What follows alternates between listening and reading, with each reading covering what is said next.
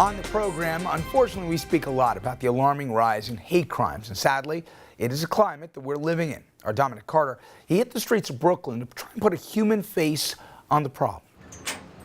Brooklyn is a melting pot when it comes to different communities coexisting. This is Williams Plaza, a New York City housing project which includes an Hasidic population. But for the last few years, surveillance video has exposed a very disturbing trend. In fact, alarming statistics of anti-Semitic attacks.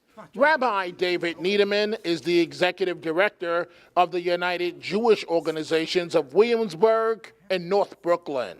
When I was a kid, I was not afraid to go out in the street. My children grew up, wasn't an issue neither. But now my grandchildren, they wake up in the morning and they have to go to school or to go to the synagogue. I'm afraid what's going to happen. Another incident in broad daylight and surveillance video obtained by the Associated Press. An Orthodox man is chased into the middle of the street and punched repeatedly. Another person tries to break it up. Then just days ago at Columbia University, a vandal spray painted swastikas on the office walls of a professor. Tragically, there's the recent shooting at a Pittsburgh synagogue.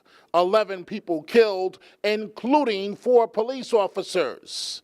According to the Anti-Defamation League, anti-Semitic incidents in New York State shot up 96% just last year. The New York Times did a piece, "Is it safe to be Jewish in New York?" A headline that, after pausing for a second, pleases Rabbi Niederman, even if it's for all the wrong reasons. It makes me feel good because it tells me that people outside, not from the Jewish community, really realize and appreciate the fear that we have, that we can't walk freely in the streets. And that is, unfortunately, it's terrible. A Hasidic Jew is something that they feel nobody will care about it. This is not a problem unique to red states in rural America. Right here in New York City, this has been a persistent epidemic. There are more anti-Semitic hate crimes than crimes of every other category against other identity groups in the city.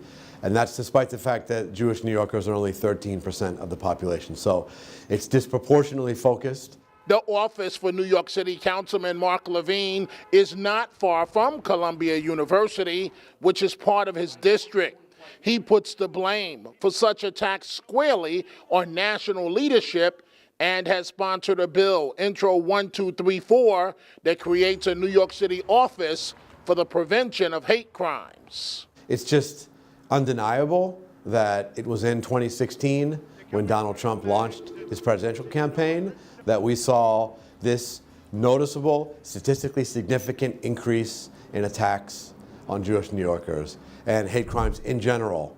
I don't think you can separate that from the climate of hostility that he has enabled. So, Councilman, are you worried that never again could happen sooner than you think?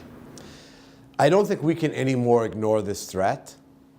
I don't think we can say that hate speech is nothing more than speech. In your opinion, why is this happening?